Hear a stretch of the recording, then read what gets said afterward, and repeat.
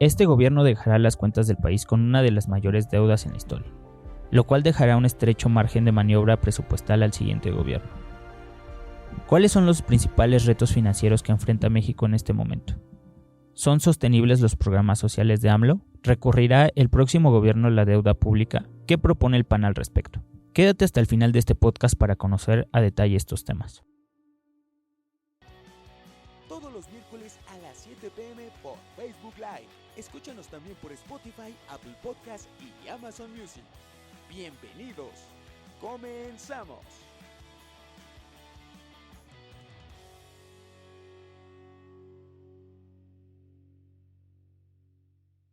¿Qué tal, amigos? Bienvenidos a otro podcast de Voces de la Nación de la revista La Nación. Yo soy Jerry y espero que se encuentren muy bien. El día de hoy nos acompaña una invitada muy especial, Pati Terrazas. Ella es diputada federal por Chihuahua. ¿Cómo está, diputada? Pues con el gusto de saludarlos y con el gusto de estar en casa. Muchas gracias por la invitación.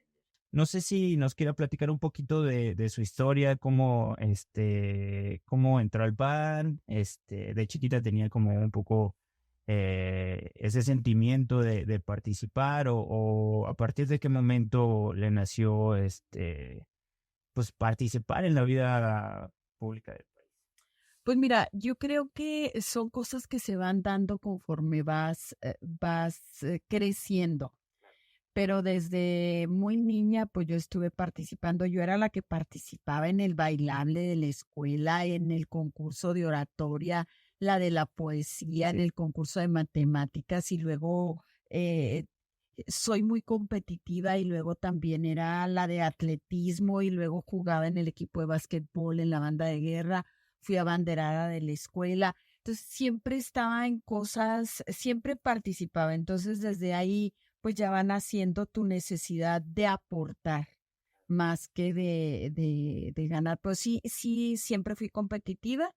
Ya pues llega el tema ya adulto, ya cuando sales de preparatoria, ya en la preparatoria, pues ya hasta reina de la escuela fui. O sea, imagínense nomás en todos los chismes andaba. Usted siempre vivió en Chihuahua. Fíjate que viví en Cuauhtémoc. Yo nací en Cuauhtémoc. Okay. Luego nos fuimos a vivir al sur de Nuevo León porque mi papá tenía aserraderos y ahí hubo un tema familiar que se fue a ayudarle a un tío con unos aserraderos al sur de Nuevo León. Me encanta el sur de Nuevo León, es un lugar hermosísimo, es en la Sierra de Galeana. Entonces es un lugar precioso. Entonces viví allá y luego nos regresamos a Cuauhtémoc, hice preparatoria en Cuauhtémoc y luego me fui a estudiar a Chihuahua.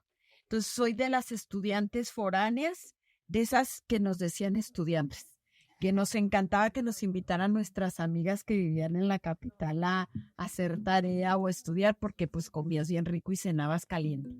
Entonces sí me tocó ser estudiante foránea y lo valoré muchísimo, porque es cuando valoras las carencias, valoras el que tienes que resolver problemas, el gas, el agua, la luz. Y aprendes a vivir solo, ¿no? No, aprendes a resolver. A sobrevivir. A sobrevivir, sí, porque sí sobrevives. Entonces, pues bueno, y luego además de yo estudiar en la capital y ser estudiante foránea, pues además trabajaba. Entonces yo trabajé desde preparatoria, trabajé desde los 16 años, trabajo desde los 16 años hasta no me jubilo. Entonces trabajaba y estudiaba. Okay. Entonces imagínate, y fuera de casa, entonces pues era resolver. Claro. Entonces sí fue interesante y bueno, pues eso te va formando. En la universidad participé en las planillas estudiantiles, fui consejero universitario. Okay. Entonces pues sí estuve en... ¿Qué estudió? Yo soy contador público de profesión. Okay.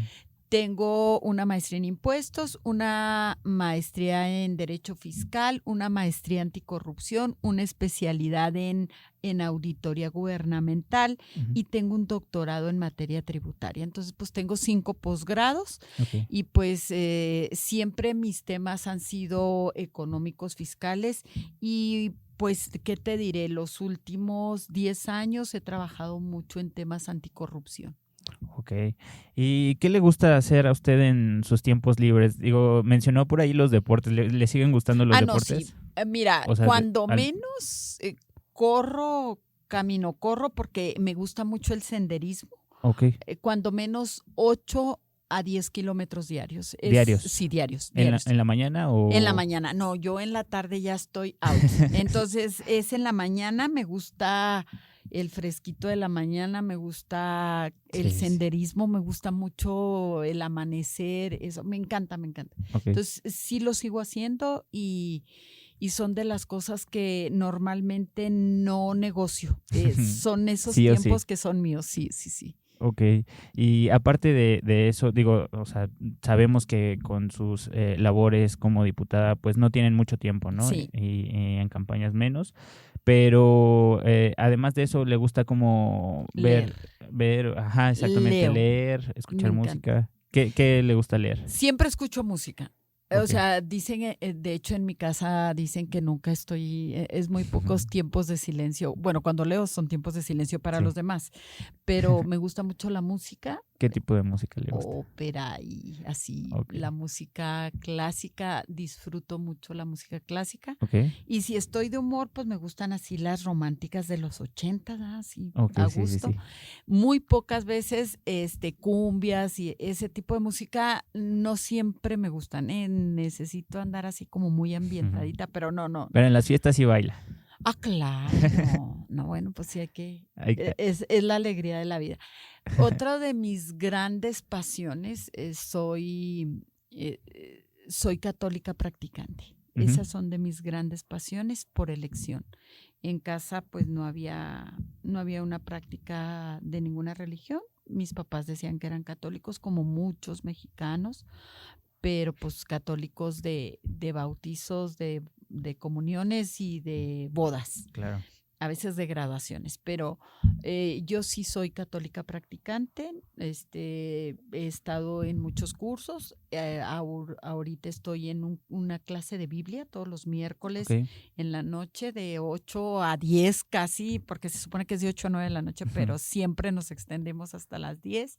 Entonces siempre he estado en el estudio y siempre en el alimento espiritual también. Ok. Entonces, dices tú que no tengo mucho tiempo, pero esos tiempos creo que son importantes. Hay que equilibrar, ¿no? La vida espiritual con la personal y además el trabajo, porque si Sí, no, si te cargas mucho a uno, descuidas otro y pues mm, ves repercusiones, ¿no? Tanto en tu persona como en los resultados que tienes. sí, tienes que tener un equilibrio. No creas que yo soy tan equilibrada, porque sí, también soy muy, muy, pues muy estudiosa. El trabajo a veces me absorbe y no me doy ni cuenta. Ya me doy cuenta cuando ya hay reclamos muy fuertes en casa Sí, de que no me ven, pero sí es difícil equilibrar, ¿eh? O sea, también hay que ser honestos, no siempre tienes la habilidad ni la inteligencia de equilibrar, siempre estás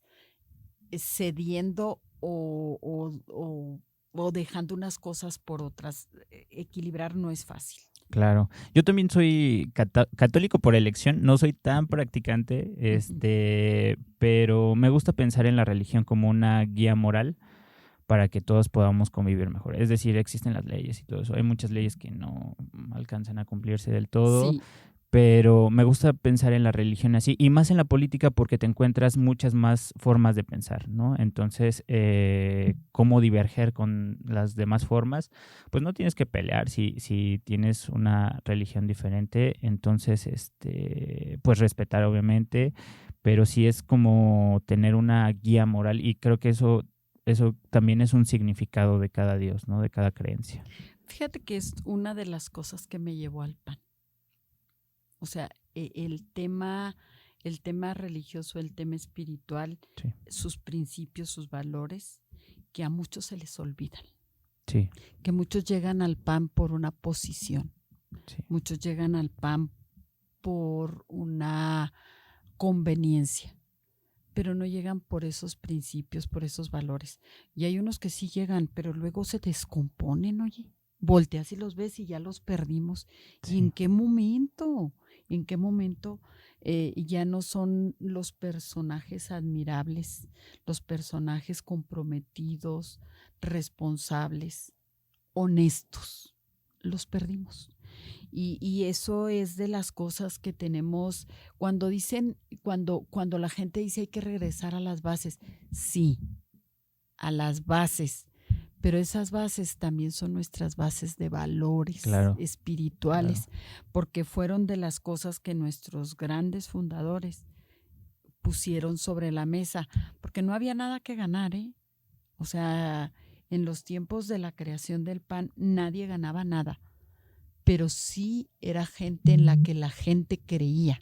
Claro. Y ahorita tenemos que voltear a ver por qué ya no creen en nosotros. Claro, y justamente eso es también una parte importante porque obviamente en el PAN más que en otro partido nos dedicamos también a formarnos, ¿no? Y es una parte muy importante para crecer como personas, como dice, en el tema profesional, en el tema personal y de valores. Entonces, si llegas a uno de estos puestos en donde de poder, hay que llegar, pero con todas las bases, ¿no? Si llegas así nada más porque sí, pues vas por el puesto únicamente. Entonces hay que llegar porque sabes que puedes hacer un cambio desde esa posición.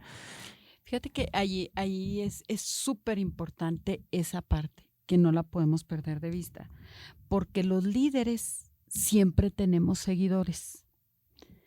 Y si somos malos líderes, es lo que vamos a formar atrás de nosotros. Claro. Deshonestos, mentirosos, irresponsables. O sea, soy diputado y no vengo a las sesiones y no pasa nada, porque soy de elección y nadie me puede correr. Pero tu responsabilidad es estar ahí. Y no es lo que te quiten o lo que te... No, es tu responsabilidad. Para eso te eligieron, para estar en las sesiones del Congreso, para crear iniciativas, para representar a los que votaron por ti. Entonces, eso es súper importante. Entonces, sí tenemos que fijarnos exactamente para qué nos eligieron y para qué estamos en este momento del país en esa posición tan importante. Porque no podemos menospreciar todas las posiciones en el PAN son importantes, claro. Desde un regidor, un alcalde, un diputado local, un presidente municipal, un alcalde, todos somos importantes porque desde el momento en que la gente pensó en nosotros para representarlos es de enorme importancia y del tamaño de tu responsabilidad.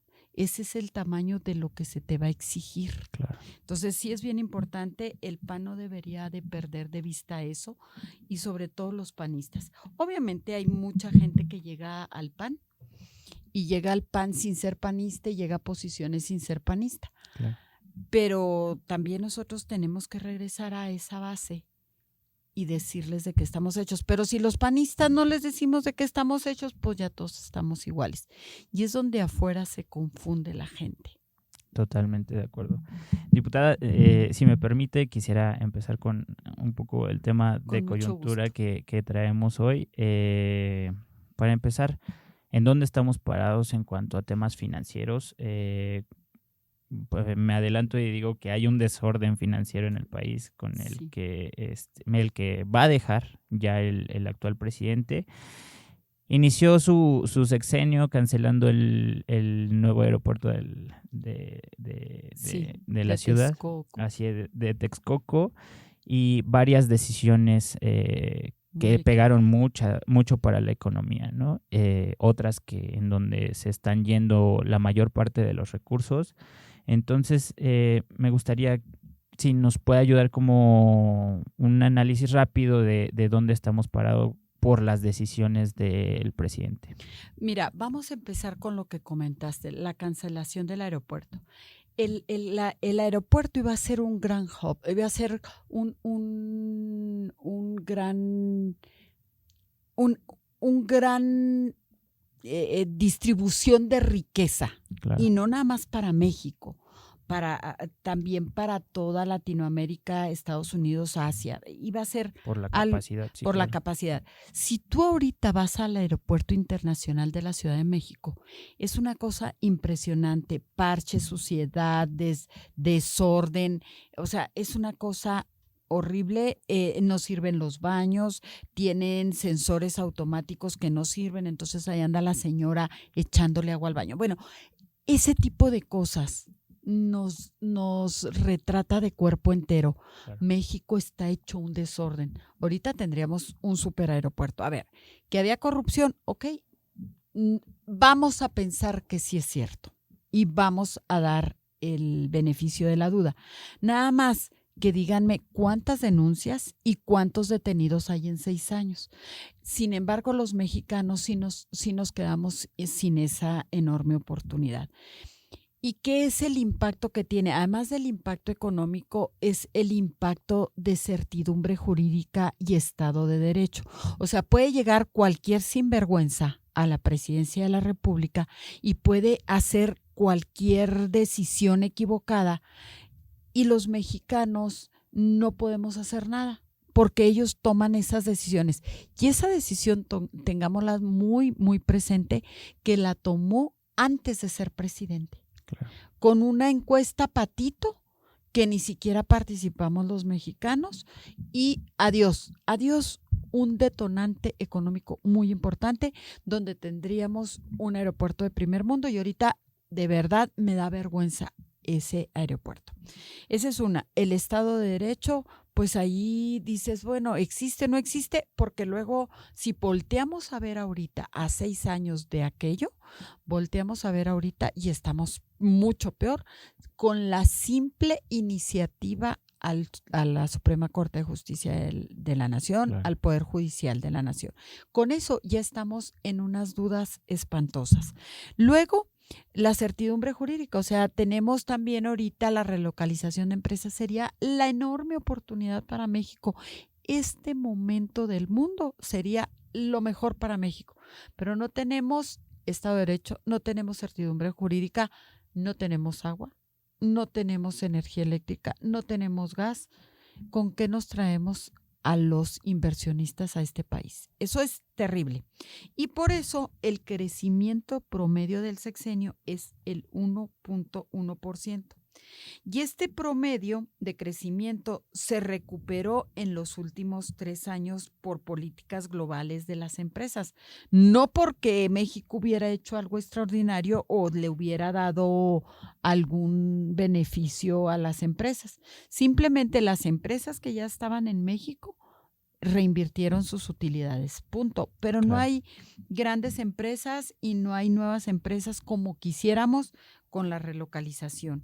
Por ejemplo, en sexenios anteriores había celebración, por ejemplo, de tratados internacionales. Hay 14 tratados internacionales con más de 50 países. Y ahorita no existe. No existen esos tratados nuevos y no existen esos tratados que podamos ir diciendo, bueno, tenemos uno nuevo, llegó. Y esos tratados, pues obviamente vienen con empresas. Claro. También, paradójicamente, las políticas de los sexenios que tantos critica el gobierno federal actual fueron quienes sentaron las bases para que México hoy se vea beneficiado por una coyuntura mundial y no por el impulso del desarrollo de la economía e industria dentro del país. O sea, lo que está sucediendo ahorita está sucediendo porque fueron las bases que sentaron los gobiernos anteriores, no por lo que se haya facilitado. Por ejemplo, no hay facilidades administrativas, no hay apoyo al campo, que es uno de los sectores con mayor productividad en el país.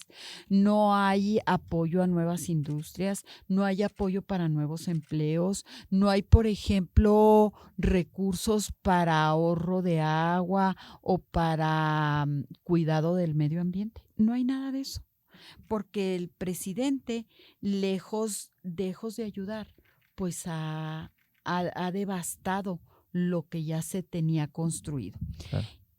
Y el déficit fiscal para este 2024 es casi del 6%. Y eso se traduce en 2 billones de deuda. Y la deuda, al final del día, se va a traducir, esa deuda de 2 billones, se va a traducir en 2 cosas.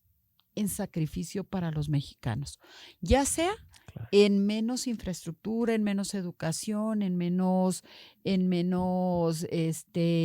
facilidades, apoyos, ¿no? en menos apoyos o más impuestos. Pero al final del día, esas deudas no se quedan en Palacio Nacional y se cierra la puerta y ahí se guardan. Esas deudas se quedan en los bolsillos de todos y cada uno de los mexicanos, con menos medicinas, menos hospitales, las carreteras hechas pasajes lunares. Y eso es gravísimo, porque lo vemos muy lejos y es muy difícil de explicárselo al ciudadano común. Pero si se le decimos, con esto vas a tener menos facilidades de transportar, de un transporte digno, ya ahí tenemos el metro, pues para qué nos vamos tan lejos. Vamos a tener hospitales donde los enfermos estén en un cartón porque no hay dinero para camillas.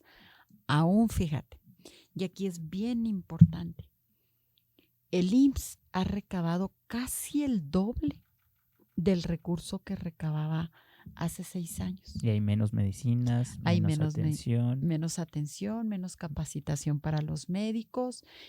¿Por qué? ¿Y por qué subió el doble del recurso del Seguro Social? Porque subió el doble el salario. Y el salario, pues ya los ciudadanos ya ganaban ese salario. El tema es que cuando subes el salario mínimo, suben las cuotas de seguridad social para todos los empresarios. Que le hacen. Y no hablo de los empresarios grandototes, hablo del señor de la paletería, hablo del señor de la vulcanizadora, hablo de la estética de la esquina. Ellos pagan el doble de seguridad social, pero no se ha visto reflejada en el beneficio a los usuarios comunes. Y eso lo vemos cuando tenemos un enfermo en casa. Pero si no tenemos enfermo, pues no nos damos cuenta. Claro. Y todo sigue transitando tan campante como si nada pasara. Y eso es lo que a mí me tiene muy, muy preocupada. La situación económica del país, todos los días la vemos en la muerte de nuestros ciudadanos, la vemos en los accidentes en nuestras carreteras. Y creo que algo que nos duele muchísimo a todos es en la falta de seguridad.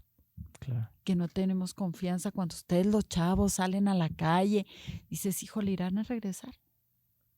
Claro. Y esto es doloroso. Diputada, al inicio del sexenio el presidente juró y perjuró que no iba a contratar deuda y fue una de las primeras cosas que hizo. Sin embargo, las personas no se dan cuenta que todo el dinero que están percibiendo de más, por ejemplo, lo están mandando a las megaobras, mismas megaobras que pusieron como de seguridad nacional. Sin embargo, al ponerlas en este sentido, pues no les podemos exigir una rendición de cuentas, que es lo mismo que quieren hacer con el INAI para que no se les pidan cuentas, ¿no? Para que la gente no sepa cuánto se está gastando. Eso es muy doloroso porque fíjate que ahorita la deuda respecto del Producto Interno Bruto del país es casi 56%. O sea, la deuda ya aumentó en este sexenio un 10%. O sea, la deuda que teníamos en 2023, por ejemplo, sí, con respecto a 2024, es casi, 2023 eran 14,864 millones. En 2024 son 15,687 millones. Pero si nos vamos a 2018, en 2018 eran 11,019 millones. Y ahora en 2024 son 15,000 millones. Entonces sí hay deuda. O sea, aquí lo importante es, y volvemos al tema de las mentiras. Sí. La gente le cuentas una mentira y le vuelves a contar la mentira y le vuelves a contar la mentira y la gente dice, no, pues es verdad, pero son mentiras. Aquí la ventaja que tenemos nosotros, los que leemos números, es que los números son una ciencia exacta. Claro. Y por más mentiras que te cuenten y analizas los números, no hay forma de que te convenzan. Y el presidente de la República ha adquirido deuda del 2018 al 2024 en un 10%. Y eso significa que nosotros, por ejemplo, tenemos una deuda que podíamos manejar y que esa deuda se podía manejar porque podías estarla pagando. Pero con todo lo que ha sucedido a nivel global, va a llegar el momento en que la deuda no se pueda manejar. Claro. Y la deuda que más preocupa es la deuda de Pemex, porque si bien es cierto que es una deuda que ya teníamos, es una deuda que ha ido creciendo, porque cada vez se produce menor número de barriles de petróleo. Y en el producir menos barriles de petróleo, también se tiene menos ingresos. Y lo que sucedía es que Pemex le pagaba al erario público un impuesto. Si produces menos, pagas menos impuestos y hay menos recursos para salud, para medicinas y para todo. Claro. Entonces, cuando dices, ¿de dónde salen los programas del bienestar que han ido aumentando? Pues nada más ni nada menos que para este 2024, casualmente, los programas del bienestar equivalen más o menos a 2 billones de pesos. ¿Qué parte, diputada, del presupuesto general representan los programas sociales? Los programas sociales es más del 11%. ¿Cómo cree? Sí. Es por lo que me comentabas en algún momento que estuvimos platicando para este podcast. Me decías que qué margen van a tener. No hay margen, ¿eh? O sea, si tú ahorita me dices qué margen tiene la presidencia para gastar, no hay margen. Todo está comprometido. No hay margen. Lo que se espera para 2025, lo que dijo el secretario de Hacienda cuando se movieron los mercados, ahora que se ganó las elecciones por parte de Morena, cuando se movieron los mercados, lo que dijo que salió el secretario de Hacienda a decir es que se iba a bajar el déficit del 6 al 3%. ¿Qué quiere decir esto? Que todavía vamos a tener que pedir, y vamos a pedir porque la deuda es de todos, Claro.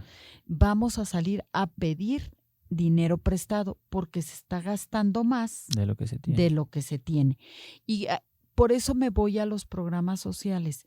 ¿De qué te sirve que te den dinero para que vayas y gastes si lo están pidiendo prestado? No va a haber dinero que alcance, porque de ese dinero tienes que pagar intereses.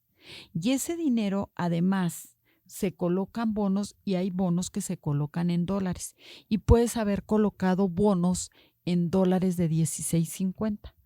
¿Y ahorita en cuánto está el dólar? En 18. Ya por el simple tipo de cambio ya tienes un problemón. Además que las tasas de intereses van de acuerdo al riesgo país.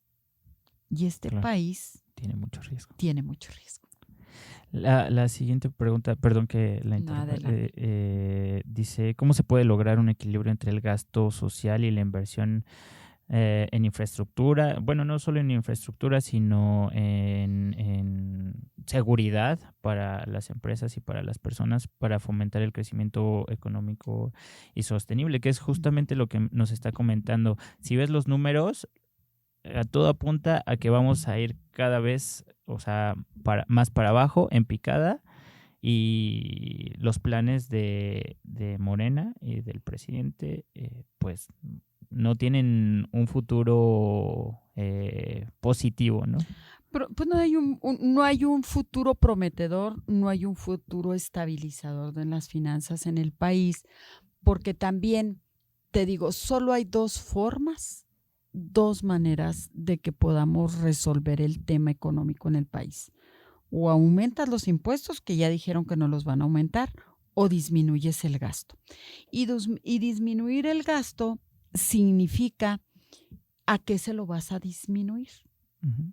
¿Se lo vas a disminuir a los programas sociales?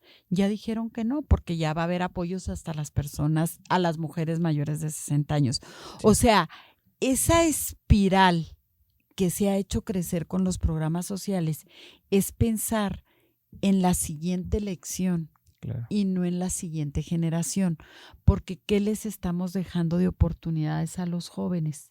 Las oportunidades a los jóvenes es pensar en qué apoyo me van a dar, no si voy a tener la mejor universidad, el centro de investigación, la mejor beca con resultados en el extranjero. Por ejemplo, a nuestros jóvenes de preparatoria había talleres en las escuelas extra clase, el taller de carpintería para oficios específicos. En este momento se quitaron todos esos talleres, le recortaron el presupuesto a las escuelas. Entonces, eso es no pensar en la siguiente generación. Claro. Pero ¿qué tal los programas sociales? Las personas los adultos mayores, a ver, yo no estoy en contra de los programas sociales, Claro. y menos para los adultos mayores, porque yo sé lo que significa tener un adulto mayor en casa, sus grandes necesidades y lo demandantes que son en tiempo, en salud, en un adulto mayor te demanda y te demanda siempre. Y yo te lo digo porque mi mamá depende económicamente de mi persona. Entonces yo lo sé, esa parte Sí. no es porque yo vengo y la platique. Me queda claro cuánto te cuesta un adulto mayor y la dignidad que debe de tener ese adulto mayor. O sea, sí debe tener programas sociales. El tema aquí es cómo los manejan y con qué transparencia. Porque ya lo decía el doctor Ursúa, que en paz descanse, y que tuve el gusto de convivir y de platicar con él en muchísimas ocasiones. Él decía, las cuentas no dan, y no dan porque hay más dinero en esos programas que adultos mayores.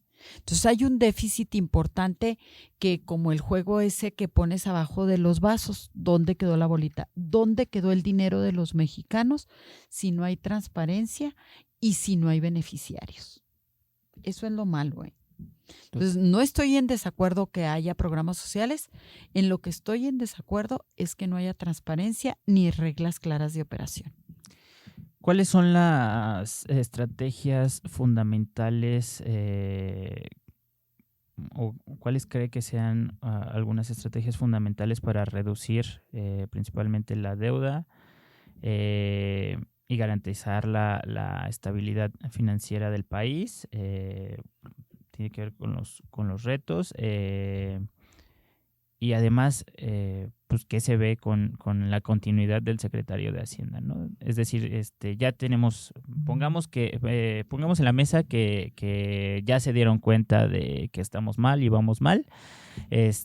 ¿Cuáles serían como las posibles estrategias para solucionar todas estas malas decisiones del sexenio de López Obrador? Digamos que a la presidenta virtual le cae un rayo de luz y quiere hacer las ¿Qué le cosas diría bien. yo a la presidenta? A ver, ¿Qué propone el PAN? Exactamente. cierra Pemex. A ver, primero cerrémoslo. Es como cuando en una empresa, lejos de que esté produciendo utilidades, tú trabajas fuera y luego llegas en la noche a vender tacos. Pero lo que trabajaste fuera, llegas y lo metes a la taquería, porque la taquería no te está dando utilidades. Entonces, y trabajas y trabajas y trabajas, y lejos de que te produzca, le estás metiendo dinero todos los días. Porque no te sale con la taquería, no te sale para la persona que te apoya, no puedes pagar el gas, no puedes pagar la luz, y lo que ganas en el día, en la noche te lo gastas para sostenerlo. Eso es lo que tendríamos que hacer con Pemex. Es un hoyo, es un boquete a las finanzas enorme. Entonces, a ver, cerrémoslo, analicemos la situación de Pemex y veamos qué podemos hacer para mejorarlo. Pero mientras no pongamos un cierre o no pongamos una valla de hasta aquí y de aquí empezamos de nuevo, ahí va a ser muy difícil que solucionemos ese hoyo negro. Estas obras faraónicas del presidente.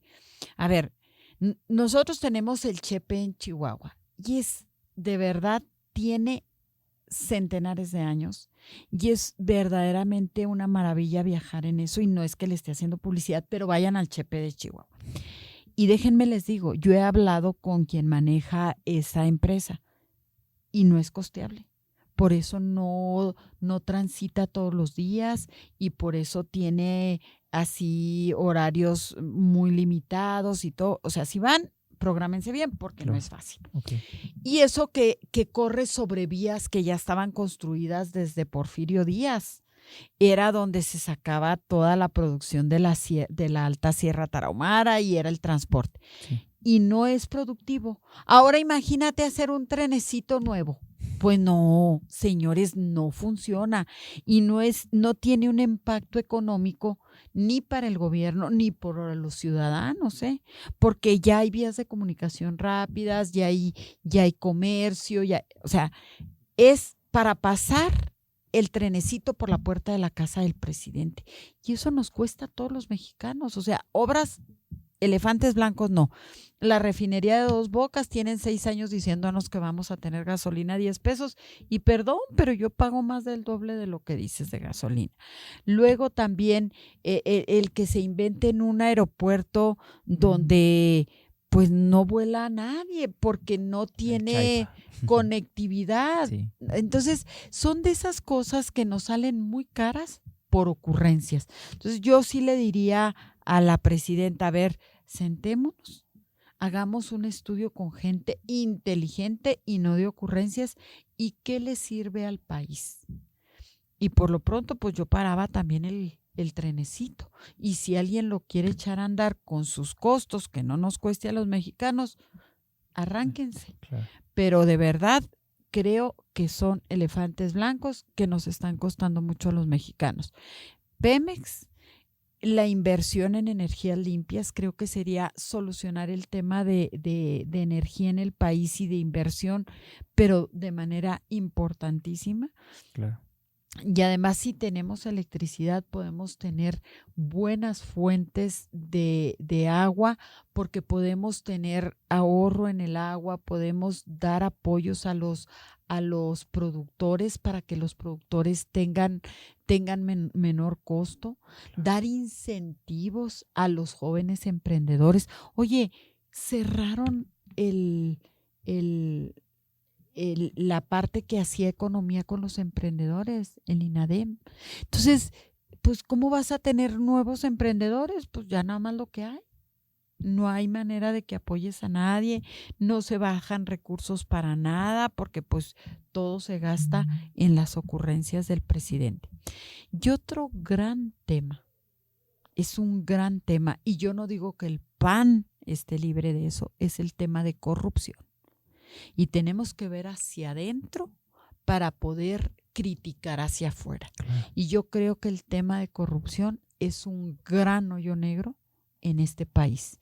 Y si no nos corregimos desde casa, va a ser muy difícil que le demos un buen consejo a la presidenta de México. Entonces, la corrupción ha sido un gran tema para este país. Principalmente, y creo que es como de la línea fundamental que divide al país, ¿no?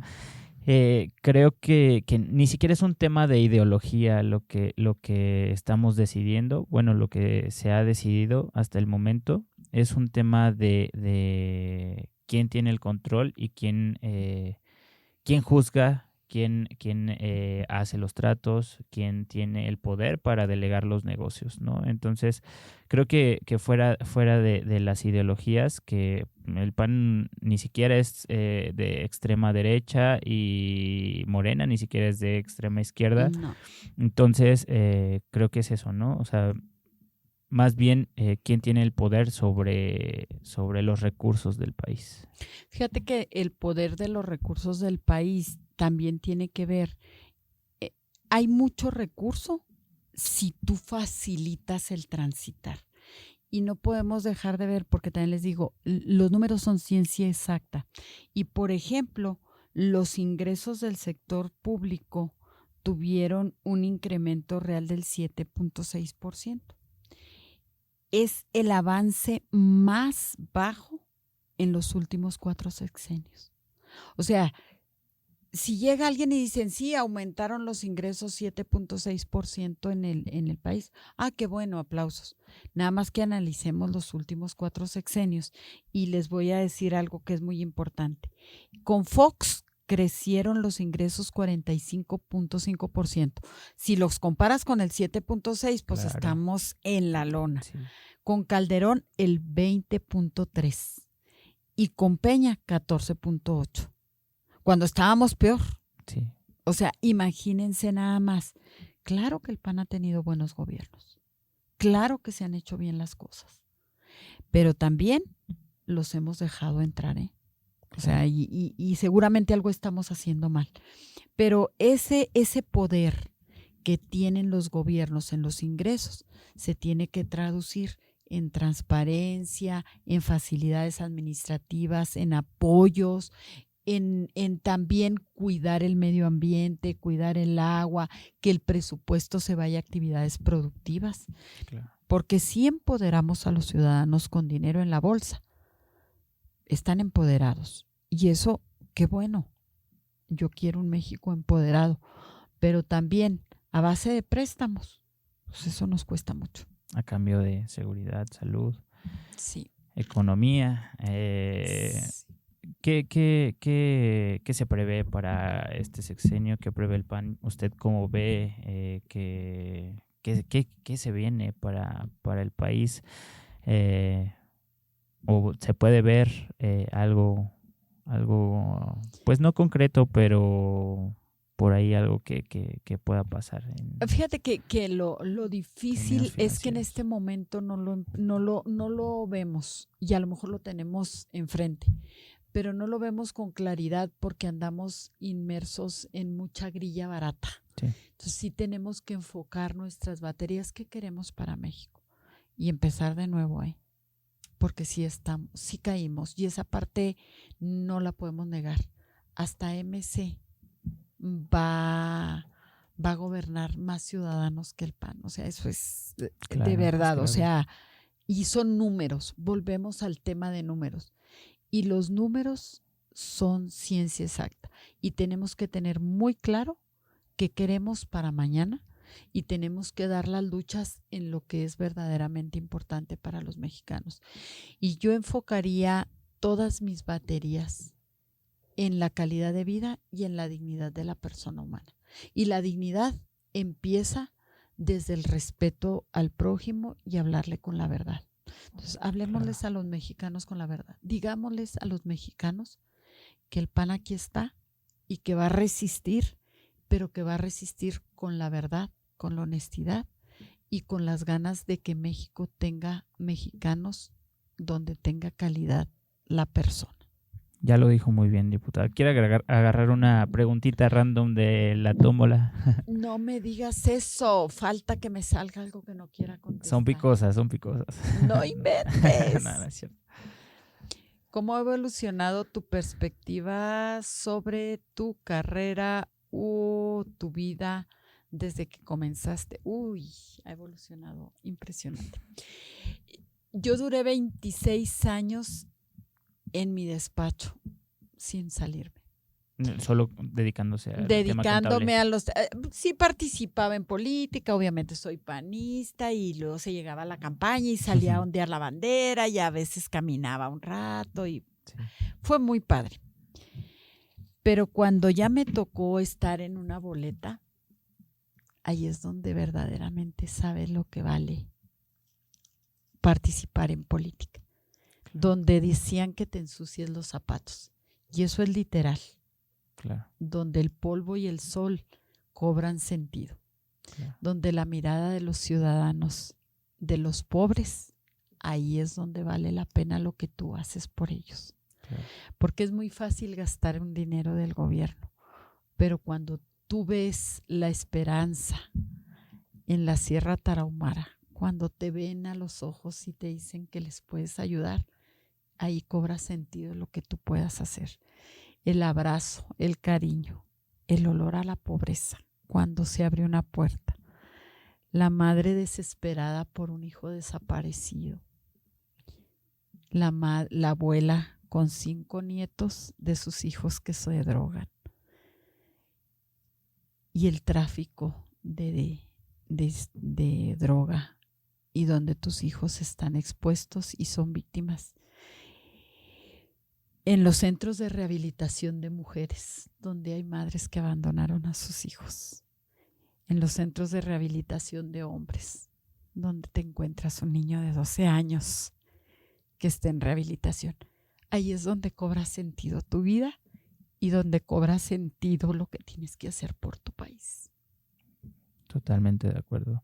Todos los que hemos estado en una campaña, creo que hemos estado cerca de una situación así, y ahí es donde te convences, creo yo, o al menos unos cuantos nos convencemos de que tenemos que hacer algo por nuestro país, porque si entendemos que tenemos el poder de cambiar la situación, tenemos que hacerlo, ¿no?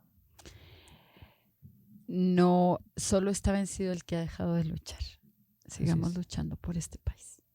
Diputada, muchas gracias por su tiempo, gracias por venir hasta acá. Sabemos que tiene una agenda apretada, pero igual muchas gracias por venir hasta el set de La Nación. Nos están viendo por todas las redes sociales, Spotify, Apple Podcast, Facebook, YouTube, Twitter, ya sabe. Algo que desea agregar, algo que le quiera decir a toda nuestra audiencia. Que tenemos un tiempo muy importante para nuestro país. Y el PAN se está renovando.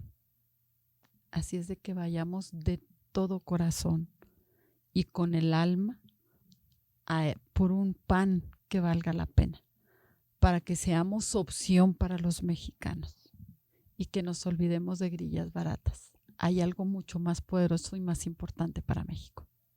Que aportemos en vez de estar pidiendo. No vayamos por nada, vayamos a entregarnos. Exactamente. Muchas gracias, diputado. Al contrario, gracias a ustedes. Muchas gracias, amigos. Nos vemos y escuchamos en el próximo episodio de este podcast Voces de la Nación, de la revista La Nación. Hasta la próxima.